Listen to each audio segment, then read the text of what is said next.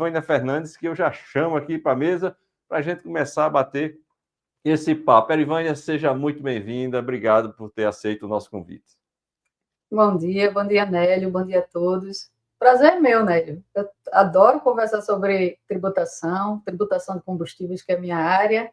Então, vamos embora. A gente tem muita coisa aí para conversar depois da aprovação da sanção do presidente, né? Nosso PLP 68, que nada mais é que a reforma tributária. É o cerne da reforma tributária, é tudo que muda na tributação. E a gente sabe que a tributação tem grande peso, né, no Brasil. Então, é matéria de sobrevivência das empresas. Vamos embora. Fico à disposição. Eu vejo muito assim o uso da tributação de forma positiva, né? Quando o empreendedor, quando o executivo, ele tem a consciência de como ele pode fazer a gestão tributária. Eu uso muito o exemplo do McDonald's, que você vai lá, ele tem uma alíquota que ela é fixa e ela é cobrada na fonte, no refrigerante, e ele tem uma alíquota modal que é na manipulação, na produção de alimentos dentro do restaurante. Então, o sanduíche, ele tem uma alíquota que quanto mais ele vender mais caro, ele vai ter aquela alíquota real. O outro, ela já está precificado em cima de um preço médio. Então, quanto mais ele colocar o preço mais alto, ele já foi pago, ele não paga mais sobre aquilo. Então, ele vai colocar o refrigerante no preço maior do combo, vai botar o sanduíche menor e vai usar a estratégia dele e não está fazendo nada de errado. Ele está usando um combo que ele pode usar a inteligência a seu favor. Então, no nosso dia a dia, Erivânia,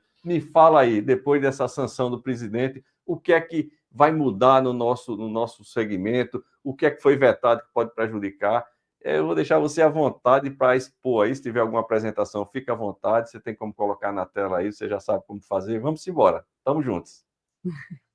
Então, na verdade, essa live agora é uma continuação, vamos dizer assim, da live do dia 20 de dezembro que a gente fez. Na época, a gente tinha o projeto de lei fechado, né? Já tinha passado pelas duas casas do Congresso e ido para a sanção presidencial.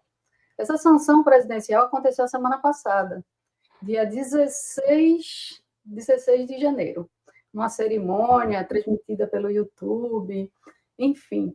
E aí o presidente, ele, em análise do projeto de lei, ele vetou realmente alguns pontos. São algumas normas dentro do projeto de lei. O que é esse veto? O que é a sanção? A primeira sanção é realmente tornar a norma exequível, vamos dizer assim, e oponível a todos. Oponível a todos quando ela é publicada. Ela já está válida, já está no sistema jurídico, publicada, ela vai ser oponível a todos, dá conhecimento a todos. E a sanção, ela é o ato que inclui essa norma no nosso ordenamento jurídico. O que é que acontece? O presidente achou por bem vetar alguns trechos. Trechos para combustíveis. A gente tem alguns vetos, não diretamente para combustíveis, a gente tinha lá as normas já pré-estabelecidas, a gente recepcionou. Quem não assistiu a live do dia 20, é bom assistir, porque é um complemento, mas retroagindo um pouquinho, o que acontece com a reforma tributária?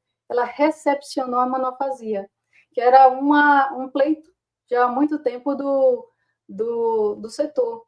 Por quê? Simplifica, porque você entende como funciona, você tem um contribuinte e os outros elos da cadeia não são mais contribuintes, e aí ele tem uma fiscalização mais efetiva, você elimina aquela questão de barriga de aluguel também, que a gente pode conversar mais um pouco à frente, você tem uma melhor funcionamento do mercado. O empresário, como você disse, ele não tem que se preocupar com tributação, não, ele tem que se preocupar com o negócio dele. E aí a gente ficava fazendo esses planejamentos tributários, como você mencionou da McDonald's, justamente porque ele quer se preocupar com o negócio fim dele. O governo é um sócio que não quer saber de resultado, ele quer saber de tributação, porque a tributação vai financiar o funcionamento do Estado. Então, eu tenho um problema que se retroalimentava. Com a monofasia, a gente resolve em parte isso. Mas, enfim, semana passada, dia 16, houve a cerimônia, foi sancionada.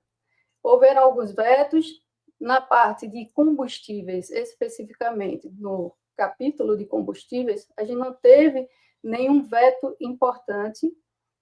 Uhum. E a gente teve aquela questão também, tá, Nélio, de alteração da 9.718, que é a lei que rege a questão do hidratado e do anidro. São dois pontos importantes para a gente conversar. Esse a gente vai conversar mais na frente. Mas também não houve veto nessa parte. Quais foram os vetos importantes para a gente, minha gente? Primeiro, o veto que não aconteceu. A reforma tributária, o projeto, ele traz um benefício para a refinaria lá de Manaus. E aí, a TEM, né?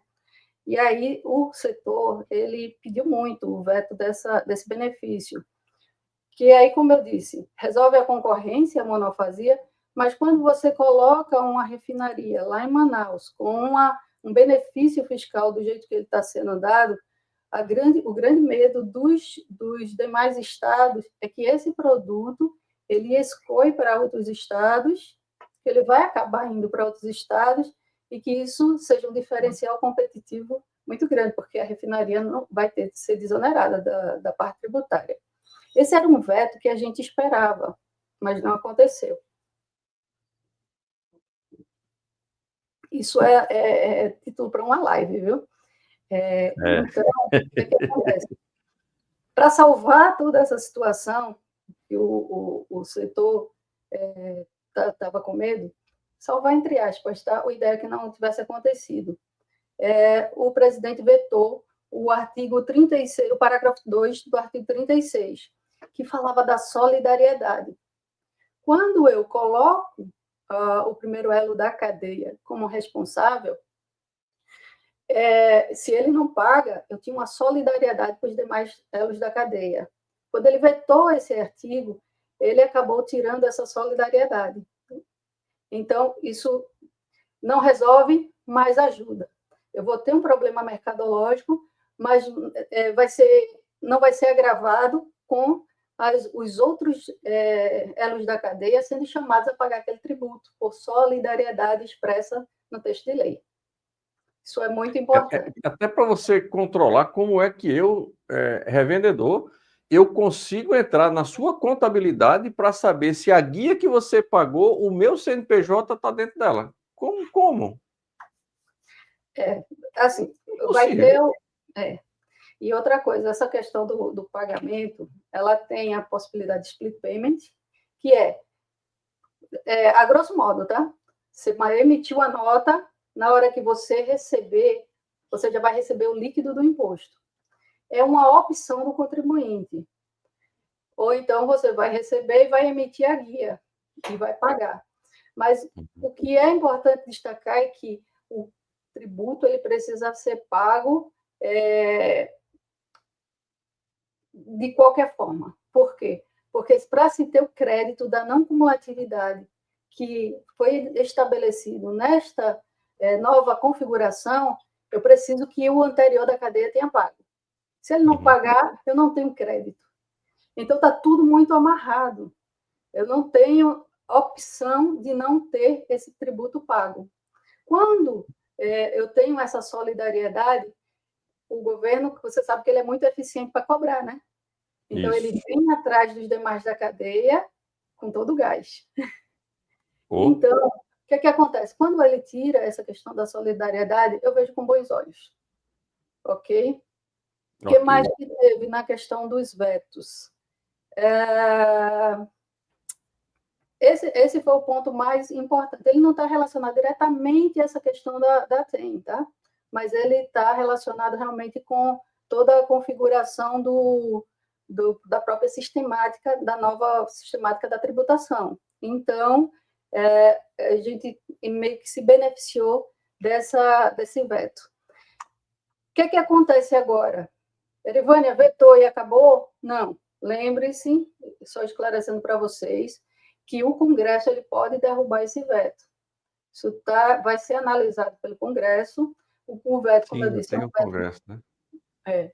O veto é uma questão política, ele precisa ser fundamentado, o presidente já colocou a fundamentação, quando você vai lá no Planalto, consultar a lei complementar, ele tem lá um link para os vetos, já colocou os motivos do veto, é motivo político, interesse público, contra a Constituição, enfim, está lá. E o Congresso vai ter um prazo de 30 dias corridos para analisar esse veto e derrubá-lo ou não. Para derrubar, ele precisa de maioria absoluta de votos das duas casas. Então, vamos aguardar as cenas do próximo capítulo. Vamos ver como é que vai se comportar esses vetos. E também tudo não é um fim em si no Brasil, né, Nélio? Provavelmente, essa questão da refinaria vai gerar uma ação direta de inconstitucionalidade das associações, dos sindicatos, porque realmente é uma situação bem gravosa. Eu fui acompanhando os bastidores de como estava isso, houve muita pressão para votar, mas eu acho que a pressão contrária venceu, né? Foi maior e venceu. Enfim, o que é que temos de... O que é criado para você ter um agente que tem uma vantagem competitiva em relação ao outro, você desorganiza toda a cadeia. Por mais de boa fé que seja esse agente, mas depois que ele vendeu, ele não tem mais domínio para um terceiro que comprou e vai fazer, se ele vai levar para outro estado, se ele vai fazer outra... Não sei. Tudo pode acontecer. Por mais boa fé, né, que ele tenha, a gente tem sempre que partir da boa fé, realmente não tem como ter essa... A gente sabe das dificuldades de Manaus, questão dos rios, daquela parte do Brasil, a gente sabe. Mas eu imagino que existem formas mais eficazes de resolver sem provocar um problema sério no mercado aí, porque você sabe que a tributação tem relevância no preço, na competitividade, não tem como. Fora que, enfim, essa reforma tributária, eu acho que já passou um momento de crítica, mas a gente tem que apontar as consequências dela. É uma reforma tributária que sai com a alíquota muito alta. Se eu quero resolver um problema de tributação do consumo, eu não posso ter uma alíquota tão alta, porque penaliza o mais pobre. No Brasil, a gente tem uma tributação remissiva, ou seja, proporcionalmente, quem consome mais a sua renda, o percentual da sua renda, ele está pagando mais. Porque proporcionalmente, a pessoa que ganha um salário mínimo vai no supermercado, vai pegar um ônibus diesel, está lá.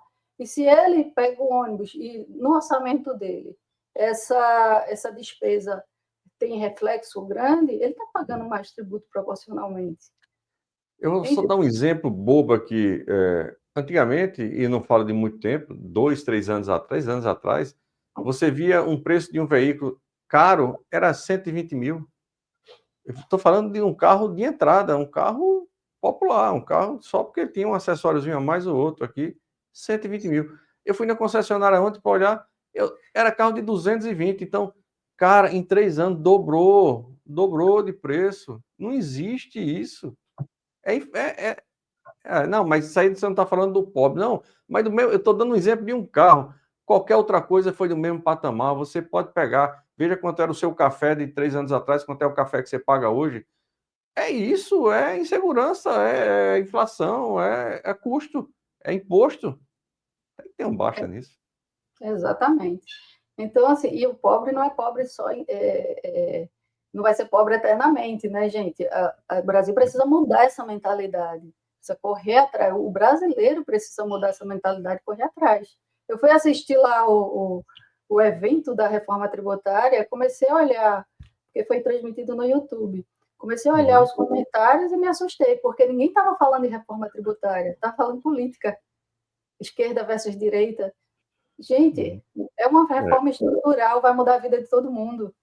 E se você olhar lá as discussões, o que se estava debatendo nos comentários, é vergonhoso. Então, a gente tem que mudar realmente essa mentalidade. A gente tem que saber do que a gente está falando e saber o que está acontecendo lá no Congresso. Senão, o resultado vai ser sempre o mesmo. Esse que a gente está vendo. Mas, enfim, partindo aqui para para como é que vai ficar a tributação de combustíveis, tá? Como eu disse naquela live, a gente foi bem aprofundando, foi lá na emenda constitucional, mas o que é importante saber? Que a lei complementar definiu o regime monofásico para combustíveis e lubrificantes. A incidência é única, qualquer que seja a sua finalidade. Alíquotas uniformes em todo o território nacional, específicas por unidade de medida e diferenciadas por produto. O que é que isso está refletindo? O que é que isso quer dizer? Quer dizer que ele recepcionou a monofasia, lá da Lei Complementar 194, no final de 2022, foi definida, foi regulada em 2023, primeiro para gasolina, depois para o diesel, foi vice-versa, tá? Questão de 1 ou 2 meses de diferença, e ela já definia lá essa questão da monofasia para combustíveis. E a gente está convivendo com essa monofasia até hoje. Então, quando ela é recepcionada pela reforma tributária, ela agora está no texto, tanto da Constituição quanto da lei complementar, e aí agora ela vai ser regulada. A gente vai ter um período de transição. Então, essa é a parte mais interessante da reforma tributária para o setor de combustíveis. Ou seja, um pleito já muito antigo e que vai ser realizado agora. E não é só para combustíveis fósseis, a gente também teve a entrada do hidratado, do etanol nessa história toda. Isso é muito importante. O que mais sobre a reforma tributária? Como eu disse, o primeiro elo da cadeia será o contribuinte, quando a gente fala da monofasia. Os demais não são contribuintes. Então, quando eu tenho uma centralização dessa, eu tenho uma simplificação, eu tenho uma transparência, eu posso ter uma justiça tributária, porque, em teoria, não estou falando de combustíveis aqui, porque, por enquanto, eu não vejo muita justiça numa alíquota tão grande para o contribuinte mais necessitado. O contribuinte que eu falo é a pessoa mesmo, porque, no final das contas, todos nós somos os contribuintes. Então, faltou um pouco dessa justiça social. Ele veio com a questão do cashback, mas é muito pouco. Enfim, não vou entrar nesse mérito. Cooperação, defesa do meio ambiente, o diferencial competitivo do hidratado. Ele foi preservado na reforma, está lá no texto, e está no texto da lei complementar. E a neutralidade. O que é a neutralidade, Arivânia? É o empresário não se preocupar com o cálculo do tributo. Esses planejamentos tributários, eles ainda podem ser feitos, já que o Brasil é um país de exceções. Eu tenho muita exceção no texto. Mas, de forma geral, a gente tem uma neutralidade melhor, porque eu tenho uma alíquota definida, uma não cumulatividade indefinida. Eu só vou pecar na neutralidade com relação ao efetivo pagamento, porque o empresário vai se preocupar com o efetivo pagamento. Difícil para ele, porque eu não tenho como garantir que o anterior da cadeia pagou. Não tenho a solidariedade, mas tenho o reflexo no cálculo do meu crédito, que, no final das contas, vai mexer no caixa da minha empresa. Então, eu acho que pecou um pouco em relação à neutralidade, mas vamos botar a bicicleta para andar e ver o que acontece, né? O que mais? Rememorando que a gente está trocando ICMS, ISS, PIS, COFINS e IPI por IBS, CBS e IS. IBS, impostos, tá? ICMS e ISS. CBS, contribuições, PIS e COFINS. E o IS está com toda a cara de IPI. Está sofrendo muitas críticas por causa do IPI. Nós estamos falando de uma regra específica para combustíveis. Que mais? Tem as travas, que aí está lá na legislação, não cumulatividade plena, e eu posso me creditar. O elo da cadeia posterior, ele não vai ter crédito em relação ao produto, mas em relação às minhas despesas, que eu tenho para vender, despesas não, na verdade, custos também, né? Em relação a todas as outras gastos que eu tenho para que eu possa vender, que são essenciais à minha atividade, em teoria, a gente tem uma preservação aí do cálculo do crédito, salvo se vedado pela lei complementar, tá? Então, por exemplo, o combustível que eu compro para revender, eu não tenho crédito. Mas se eu comprar o combustível para abastecer minha frota, em teoria, eu tenho crédito. Vamos ver como é que vem a regulamentação dos estados em relação a isso.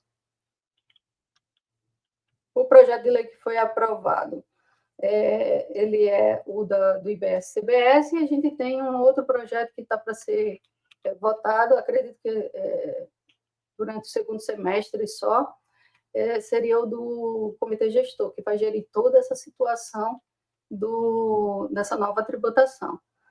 A gente tem agora, em 2024, a aprovação das leis complementares, né? Em 2026, eu começo uma alíquota teste. O que é a alíquota teste, Erivânia? É a alíquota de 1% para o CBS e IBS, e aí, com base nessa alíquota, o que está estão prometendo aqui, com base nessa alíquota, na arrecadação dessa alíquota, eles vão definir realmente qual vai ser a alíquota desses novos tributos, do IBS e CBS, do IVA como um total, como um só. Vão definir, porque o IBS, CBS e o IS, eles formam o IVA, tá? Então, com base nessa alíquota de 1%, que é uma alíquota teste, que vai ser aplicada no ano que vem, eles vão olhar como é que fica a arrecadação. Eu não posso ter, em teoria, tá? É a promessa deles. Eu não posso ter um aumento de tributação nem uma redução. Eu preciso manter a tributação. Como é que eu vou saber qual vai ser minha alíquota final? Através dessa alíquota de 1%. Vamos ver como é que vai caminhar isso daí, como é que vai funcionar. Em geral, a gente está com a alíquota de 27,5%, 28% prevista. É a alíquota teste que vai dizer qual é essa alíquota real. Ok? Tem uma trava de alíquota máxima? Eu vi alguma coisa, eu vi falar disso aí, não sei se foi escrito. Tem. Agora.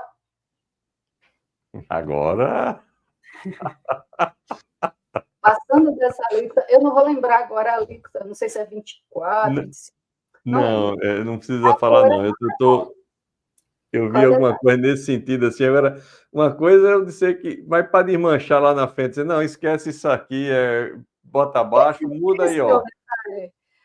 Para desmanchar isso, identificou que a alíquota está maior do que esse teto previsto. O executivo vai mandar um projeto de lei para o Congresso vai votar e coisa e tal coisa. Então, assim, para mim, é conversa para boi dormir, porque se é para ter uma alíquota máxima, tem que obedecer a ela, não tem que ter essa questão de projeto de lei. Aí o Congresso vota se quiser, no final das contas, é um projeto de lei, entra lá. Entrou com gente, mesmo assim, minha gente, pede vistas, precisa discutir mais, CTJ, mas vai quebrar o Brasil se não tiver com essa alíquota que precisa. Então, assim, existe, mas eu não acredito muito nela não, tá, Nélia? Mas vamos acompanhando. Eu só acredito que o tempo voa. A gente tem agora dar uma resumida nesse tem aí para a gente fechar o dia de hoje, porque é muita informação. É muita informação. Então, eu vou ter esse período de transição, aprovei a lei complementar, vamos rodar. O que é interessante para o seu público? Aqui também teve uma alteração na 9.718, alterando a tributação do etanol hidratado e do anidro. Não é monofasia ainda, por quê? Porque ele zerou a alíquota. Zerada a alíquota significa que eu ainda sou contribuinte, a distribuidora ainda é contribuinte. Então, ele colocou toda a tributação para etanol hidratado e anidro no primeiro elo da cadeia, e os demais da sequência, ele zerou a alíquota, 2025. Isso vale a partir de maio, tá? Porque como a sanção aconteceu agora em janeiro, eu preciso do período de 4 meses, que é o que está estabelecido na lei. Então, a partir de maio, há uma desoneração da distribuidora e uma maior oneração do primeiro elo da cadeia. O que mais? Não vai ter mais direito a crédito do anidro. Hoje a gente tem direito a crédito do anidro, mas também não tem mais débito. O crédito do anidro, ele era igualmente ao débito. E aí, no final, zerava. Ele tira o débito e tira o crédito do anidro. Em relação ao hidratado, a distribuidora, ela paga, hoje, emite uma guia e paga esse hidratado, que é muito importante, um detalhe aqui para vocês, tá? Como eu não vou ter mais a tributação a partir de maio, e esse é um assunto importantíssimo para as distribuidoras, a distribuidora que não está vendo isso vai perder muito dinheiro. Hoje eu tenho uma tributação do hidratado na distribuidora que eu só tenho débito, eu não tenho crédito. Por quê? Por uma lacuna legal. O que aconteceu? De 2013 a 2017, zeraram tudo, débito e crédito. 2017, a legislação voltou com débito e não mencionou o crédito. Então, qualquer distribuidora vai concordar comigo que é muito oneroso para o hidratado pagar o PIS e COFINS sem ter um crédito. Isso também elimina totalmente o princípio da não cumulatividade que está na Constituição, gente. Então, está totalmente errada essa tributação. O que acontece? Como advogada, eu sempre digo para os meus clientes que o meio de menor risco para discutir qualquer assunto tributário no Brasil é o mandado de segurança. Como eu vou ter a tributação zerada, ou seja, não vou ter mais tributação a partir de maio na distribuidora, as distribuidoras, prestem atenção, tem até maio para impetrar esse mandado de segurança para brigar por esse crédito. As que não fizerem isso, depois dessa data, só vão poder fazer por ação ordinária. Qual é o problema da ação ordinária? A gente tem uma insegurança jurídica muito grande no Brasil, e aí eu tenho na ação ordinária uma possibilidade de pagar honorários de sucumbência, se ao final o judiciário não entender pelo direito do contribuinte. Arivânia, você me disse que é um direito bom, mas estamos no Brasil, existe uma insegurança jurídica, qualquer um já teve. Um vizinho que processou alguém e teve um resultado, e outro vizinho que fez a mesma ação e teve outro resultado, positivo Na e mesma negativo. cidade. É absurdo, isso é verdade. Então, minha gente, distribuidoras que estão assistindo, olhem se vocês têm SMS do crédito de PIS e COFINS do hidratado. Se não tiverem, por favor, deem atenção a esse assunto para depois não reclamarem, né? Porque eu estou dando aqui Vai ficar fora do mercado. O norte para vocês, porque o crédito é muito relevante. Ao final, eu entendo que é um assunto muito interessante para as distribuidoras e é preciso dar atenção, tá bom?